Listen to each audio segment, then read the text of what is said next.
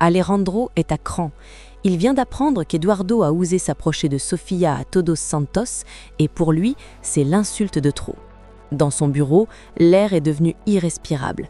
Alejandro confronte son frère avec une violence contenue, mais Eduardo, fidèle à sa nature provocatrice, ne baisse pas les yeux. Il nargue Alejandro, insinuant que Sofia n'est peut-être pas la sainte qu'il imagine et suggérant même que c'est elle qui l'aurait cherché. La tension explose, les mains se lèvent, les chemises se froissent dans une bousculade brutale. C'est l'image même d'une famille qui s'entre-déchire pour le pouvoir et le cœur d'une femme. Il faut l'intervention musclée de leur mère, Lucia, pour séparer les deux frères. Elle est désespérée de voir ses fils se battre comme des chiffonniers, surtout alors qu'un partenaire d'affaires crucial, Miguel, est sur le point d'arriver pour visiter l'hôtel Bella.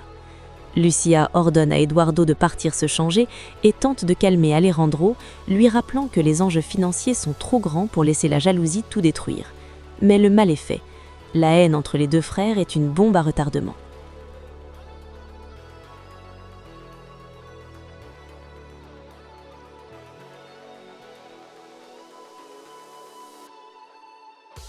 Pendant ce temps, dans les couloirs de l'entreprise, le venin continue de se répandre. Isabella croise le chemin de Sofia. Entre ces deux-là, la guerre n'est plus froide, elle est déclarée. Isabella, dévorée par l'amertume, accuse Sofia d'être une opportuniste, une femme intéressée qui ne cherche qu'à s'élever socialement en utilisant Alejandro et maintenant Miguel. Sofia ne se laisse pas démonter. Elle répond avec une dignité qui exaspère son adversaire, soulignant que ce sont Isabella et sa mère qui ont profité des malheurs des Noriega pour s'immiscer dans les affaires. La joute verbale est cinglante. Isabella jure que Sofia ne sera jamais à la hauteur, tandis que Sofia lui rappelle que l'argent ne remplace pas l'amour. Ce conflit de classe et d'ego plante le décor d'une journée qui s'annonce désastreuse pour les apparences de la haute société.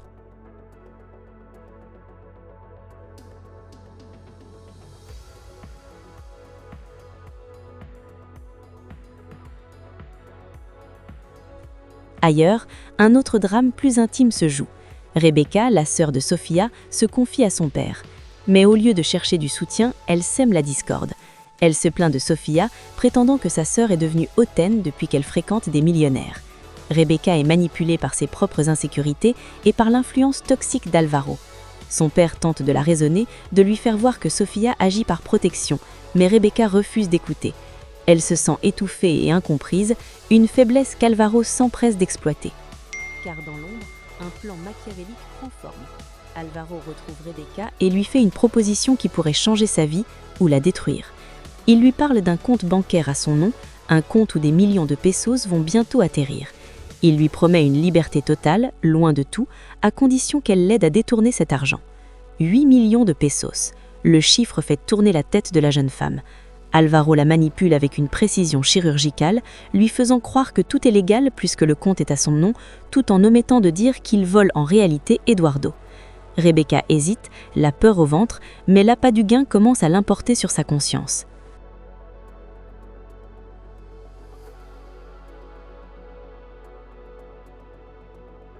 Le grand moment de la journée arrive enfin, la visite de l'hôtel Bella avec Miguel. Tout le monde essaie de faire bonne figure, mais l'atmosphère est électrique. Maximilian Rivas, le conseiller, est là pour vanter les mérites de la restructuration. Miguel semble impressionné, mais son intérêt se porte de manière inhabituelle sur Sofia. Alors qu'il visite le bord de la piscine, un incident accidentel survient. Isabella, dans un geste de pure méchanceté déguisé en maladresse, bouscule Sofia. Cette dernière perd l'équilibre et manque de tomber. C'est le choc général. Alejandro voit clair dans le jeu d'Isabella et sa fureur redouble. Pourtant, Sofia réagit avec une grâce inattendue. Elle ne s'énerve pas, elle ne fait pas de scène. Elle utilise même l'incident pour charmer Miguel, affirmant qu'elle adore nager et que l'eau la rafraîchit. Cette réaction déstabilise Isabella et renforce l'admiration de Miguel pour Sofia. Plus tard, lors d'une discussion stratégique, Miguel demande l'avis de Sofia en tant que consommatrice.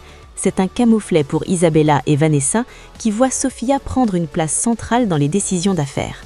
Sofia parle avec intelligence du potentiel de l'hôtel pour les mariages et les événements de luxe, gagnant définitivement les points pour le nouvel investisseur. Mais derrière les sourires de façade sur la terrasse de l'hôtel, la trahison finale se prépare. Alvaro insiste auprès de Rebecca. Il lui explique que c'est maintenant ou jamais. Elle doit se rendre à la banque, changer les codes d'accès, prendre le contrôle total du compte avant qu'Eduardo ne s'en aperçoive. Il lui peignait une vie de luxe, loin des querelles familiales et de la pauvreté. Rebecca, terrifiée par les menaces qu'Eduardo a déjà proférées contre elle, commence à voir en Alvaro son seul sauveur. Elle accepte de devenir sa complice, sans savoir qu'elle se jette dans la gueule du loup. La tension est à son comble lorsque la visite se termine. Alejandro, incapable de contenir sa colère, confronte à nouveau Isabella sur son geste à la piscine. Il la traite de mépris, tandis que Lucia essaie désespérément de sauver les meubles pour ne pas effrayer Miguel. Sofia, encore trempée mais d'une dignité royale, croise Miguel dans les couloirs. L'homme d'affaires, intrigué par cette femme qui ne vacille jamais, lui propose un dîner informel pour apprendre à se connaître. C'est un coup de maître pour Sofia. Sans même le vouloir, elle s'attire les faveurs du partenaire le plus important du groupe Alva, aux grandes dames de ses ennemis. Mais dans l'intimité, face à Alejandro, la vérité éclate. Sofia lui avoue qu'Isabella l'a volontairement poussée dans la piscine. La fureur d'Alejandro est immédiate. Il veut confronter Isabella, mais Sofia, d'une sagesse désarmante, l'en empêche. Elle a compris que la meilleure vengeance est de rester heureuse aux yeux de tous, car voir leur bonheur est le pire des supplices pour Isabella. Cependant, la paix est fragile. Alejandro révèle qu'il en est venu aux mains avec son frère Eduardo. Les deux hommes se haïssent et Sofia craint de devenir le centre de cette guerre fraternelle qui déchire la famille Noriega. Alejandro lui fait alors une promesse solennelle, il la défendra contre vents et marées, car son amour pour elle est plus fort que les liens du sang.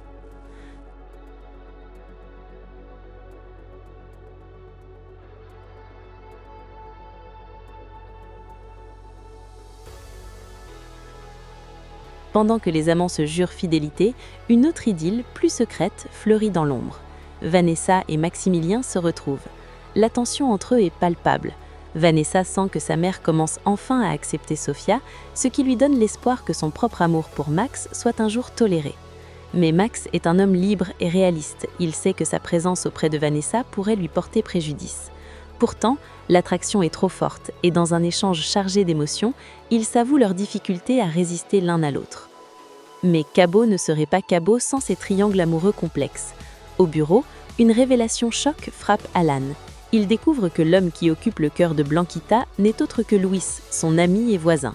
La culpabilité ronge Blanquita, qui craint d'avoir brisé l'espoir de Luis, cloué dans son fauteuil roulant. Alan, bien que blessé, refuse d'abandonner. Il déclare à Luis, les yeux dans les yeux, qu'il va se battre pour Blanquita, car elle en vaut la peine. Luis, avec une résignation amère, le laisse faire, préférant se concentrer sur sa future opération, même si le cœur n'y est plus. Mais alors que les cœurs se déchirent, les coffres se vident. Rebecca, la sœur de Sofia, franchit le point de non-retour. Manipulée par Alvaro, elle se rend à la banque pour prendre le contrôle total de son compte. Elle est nerveuse, ignorante des procédures, mais déterminée à empocher les millions qui vont y être déposés. C'est un braquage silencieux. 8 millions de pesos viennent d'atterrir et Rebecca, sous les ordres d'un Alvaro machiavélique, s'apprête à trahir tout le monde. Elle ne réalise pas encore qu'elle joue avec le feu et que les conséquences seront dévastatrices. Eduardo, lui, ignore encore qu'il est en train de se faire voler par ses propres complices. Il est bien trop occupé à essayer de corrompre Miguel.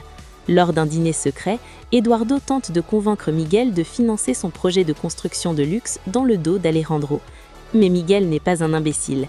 Il recadre violemment Eduardo, lui rappelant que l'éthique et la loyauté familiale sont la base des affaires. C'est un échec cuisant pour Eduardo. Humilié, il voit rouge. Sa haine pour Alejandro atteint des sommets pathologiques. Dans une scène d'une noirceur absolue, Eduardo finit par craquer devant Karen. Il ne supporte plus de vivre dans l'ombre d'un frère qu'il considère comme un imposteur. Il l'avoue enfin, il veut la mort d'Alejandro. L'avion aurait dû l'achever, crache-t-il avec une haine pure. Mais puisqu'Alejandro a survécu, Eduardo prépare un plan encore plus diabolique. Il ne veut plus seulement sa fortune, il veut briser son âme. « Je vais l'attaquer là où ça fait le plus mal », jure-t-il. Il connaît le pire cauchemar de son frère et il compte bien le transformer en réalité. Pendant que les amants se jurent fidélité, Sofia retourne chez son père, Alfonso. Elle raconte les humiliations subies à l'hôtel, mais elle s'inquiète surtout pour Rebecca. Son père, rongé par le regret, se demande s'il n'est pas responsable de l'ambition démesurée de sa fille cadette. Sophia tente de le rassurer, espérant encore que Rebecca changera, mais elle n'ignore pas que sa sœur est déjà passée du côté obscur.